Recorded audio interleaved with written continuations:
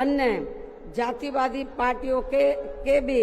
शासनकाल में इन वर्गों का शोषण व उत्पीड़न आदि होना अभी तक भी बंद नहीं हुआ है। इसके अलावा इनकी सरकारों में भी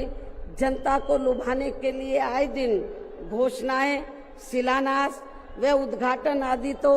काफी किए जाते हैं, लेकिन इनसे भी जनता को कोई खास लाभ मिलने वाला नहीं है, क्योंकि ये कागजी व हवाई ज्यादा और जमीनी हकीकत में बहुत कम होते हैं। ऐसी स्थिति में आप लोगों को पूरे देश में सर्वजन हिताय व सर्वजन सुखाय की नीतियों पर आधारित ही अपनी पार्टी को ही हर मामले में मजबूत बनाकर इसे केंद्र एवं राज्यों की भी सत्ता में लाना बहुत जरूरी है। और अब पार्टी के लोगों को यहाँ उत्तर प्रदेश सहित देश के अन्य जिन भी राज्यों में कुछ समय के बाद जो एक साथ विधानसभा के आम चुनाव होने वाले हैं, तो उनको वहां भी ऐसी सभी विरोधी पार्टियों को सत्ता में आने से जरूर रोकना है। और खासकर यहाँ यूपी में तो इनको अपनी पार्टी बीएसपी की ही फिर से अकेले पूर्ण बहुमत की सरकार बनाना बहुत जरूरी है, जिसे यहाँ कांग्रेस, बीजेपी, सपा व अन्य सभी विरोधी पार्टियां किस्म किस्म के षड्यंत्र व हथकंडे आदि इस्तेमाल करके इसे रोकने का हर संभव पूरा प्रयास करेगी। और इस संदर्भ में वैसे आप लोगों को ये मालूम है कि सन 2007 में यूपी में बीएसपी की ही अकेले ही पूर्ण बहुमत की सरकार बनने के बाद फिर बीएसपी की सर्वजन हिताय व सर्वजन सुखाय की रही कार्यशैली से पूरे देश में बीएसपी के बढ़ते हुए प्रभाव को देखकर फिर यहाँ सभी जातिवादी, संकीर्ण व पूंजीवादी पार्टियों ने अंदर अंदर आपस में एकजुट होकर अपनी पार्टी को यहाँ सत्ता में वापस नहीं आने दिया है। साथ ही देश के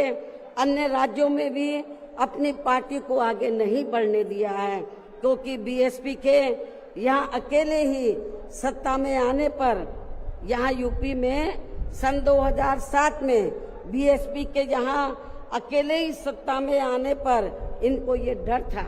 सभी जो जातिवादी पार्टियां हैं इनको ये डर था कि यदि बीएसपी को आगे बढ़ने से नहीं रोका गया तो फिर ये पार्टी केंद्र की सत्ता तक भी जरूर पहुंच सकती है, जिससे घबराकर फिर बीएसपी को पुनः या सत्ता में आने से व पूरे देश में भी आगे बढ़ने से रोकने के लिए फिर हुआ ये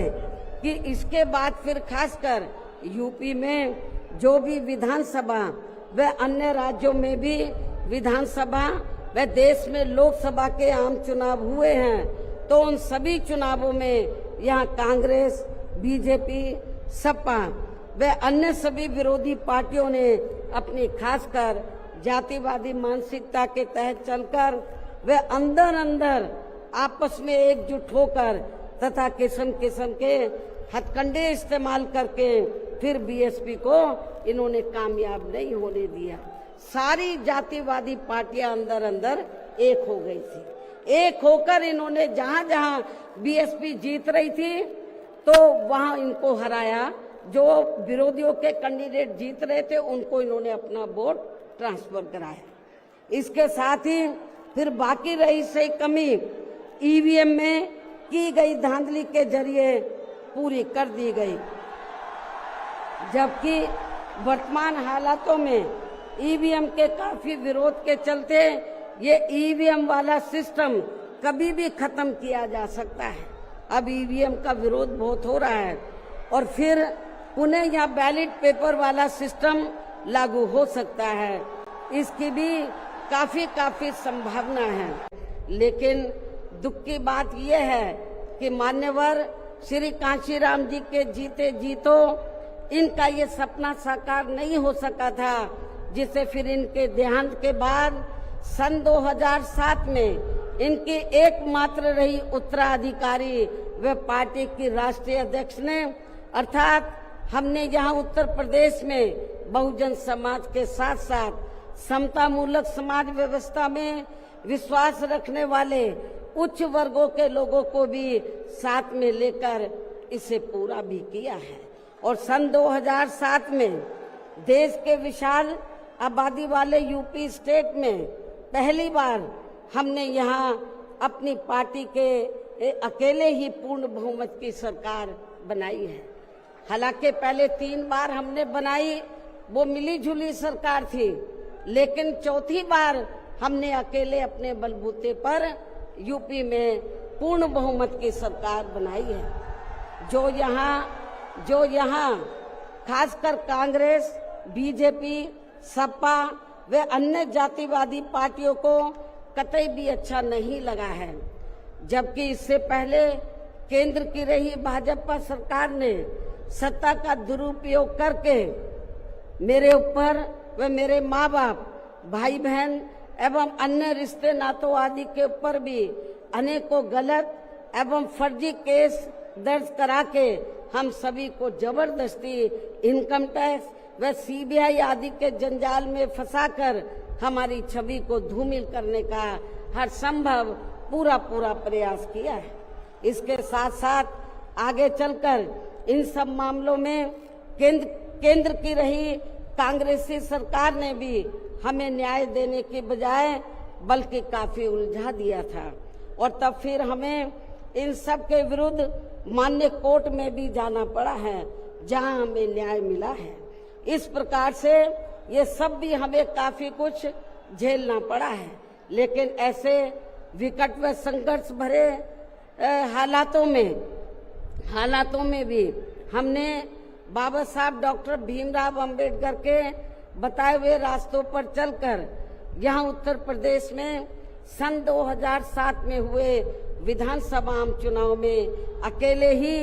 ये चुनाव लड़कर फिर अपनी पार्टी की पूर्ण बहुमत की सरकार बनाई है। और हमने यहाँ बाबा साहब डॉक्टर भीमराव अंबेडकर एवं मान्यवर श्री कांशीराम जी आदि के सपनों को काफी हद तक साकार किया है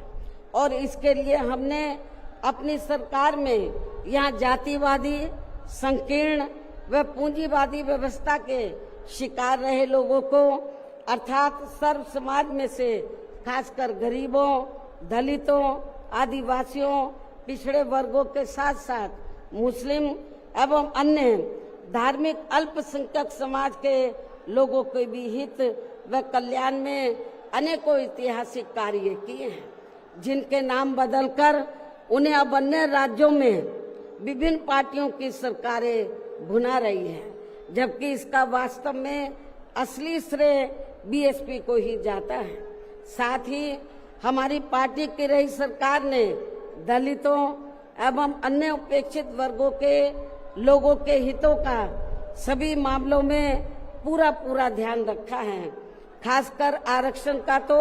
इन्हें पूरा लाभ दिया है। इतना ही नहीं बल्कि हमने यह अपनी सरकार में सर्व समाज में से गरीबों, मजदूरों, बेरोजगारों, किसानों, वकीलों, कर्मचारियों, व्यापारियों एवं अन्य मेहनतकश लोगों के साथ साथ यहाँ छात्रों, युवाओं, महिलाओं व बुजुर्गों आदि के भी हितों में काफी महत्वपूर्ण कार्य किए हैं, जिनसे इन्हें काफी ज्यादा लाभ पहुंचा है। इनके साथ साथ हमारी पार्टी की रही सरकार ने प्रदेश में अपराध नियंत्रण एवं कानून व्यवस्था को भी चुस्त व दुरुस्त करने के लिए यहाँ जाति, धर्म व दलगत राजनीति से ऊपर उठकर कार्य किए हैं, ताकि प्रदेश में अमन चैन व शांति व्यवस्था आदि कायम रहे, जिसकी प्रदेश में उस समय काफी जरूरत भी थी। साथ ही कानून व्यवस्था के मामले में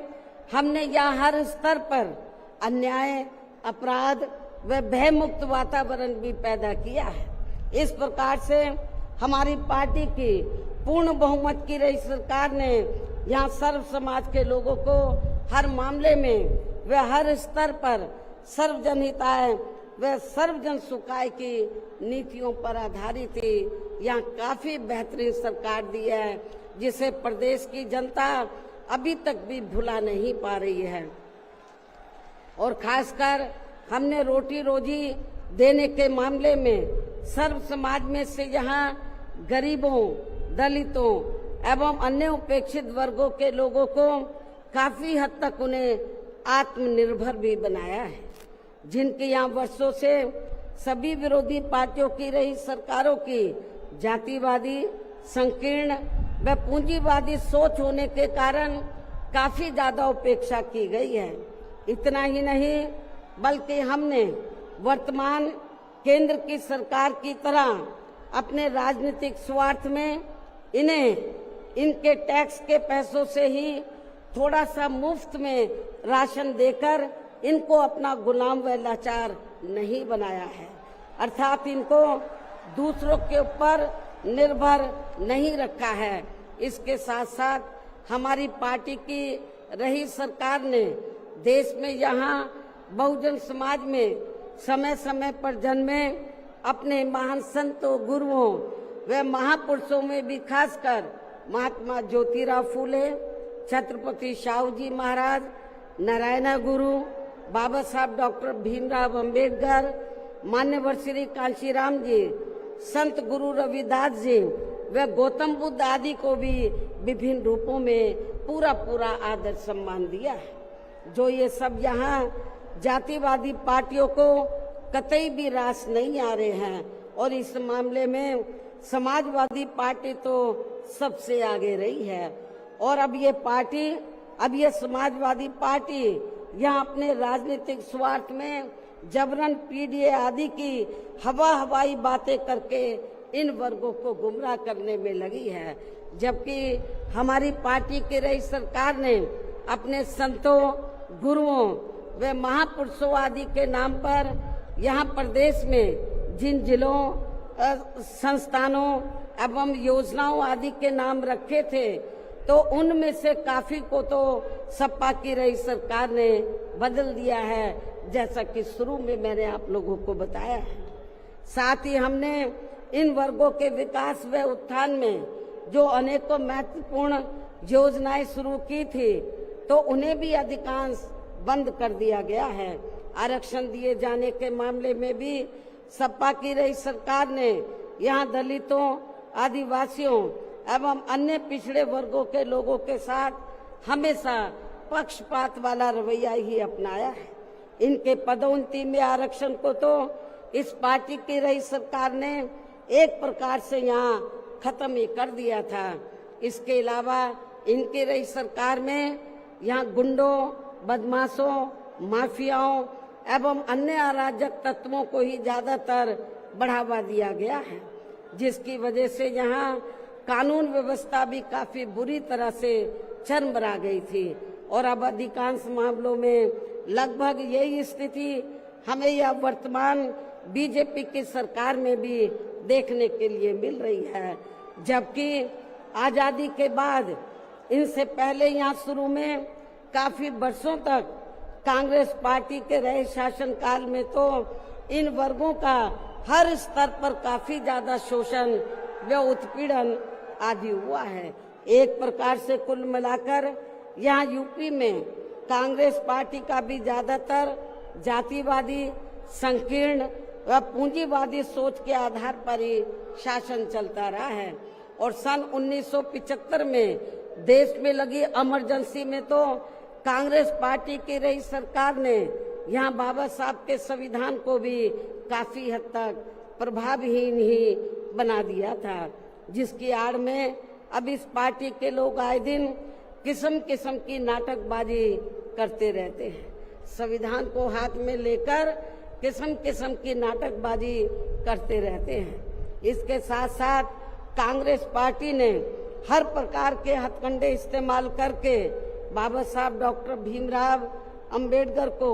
संसद में भी चुनकर नहीं जाने दिया था। इसके अलावा केंद्र में इसी कांग्रेस पार्टी की रही सरकार ने भारतीय संविधान के मूल निर्माता एवं उपेक्षित वर्गों के मसीहा परम पूज्य बाबा साहब डॉक्टर भीमराव अंबेडकर को भारत रत्न की उपाधि से भी सम्मानित नहीं किया था। इसके बाद फिर इनकी मूवमेंट को आगे गति देने वाले मान्यवर श्री कांशीराम